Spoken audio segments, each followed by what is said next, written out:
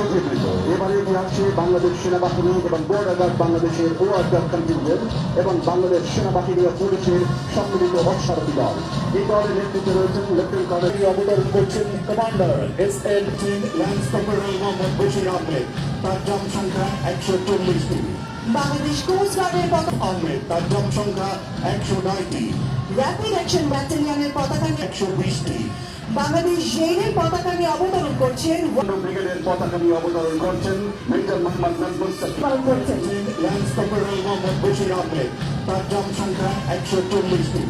Bangladesh coast গার্ডের পতাকা আহমেদ তার জম সংখ্যা 109টি।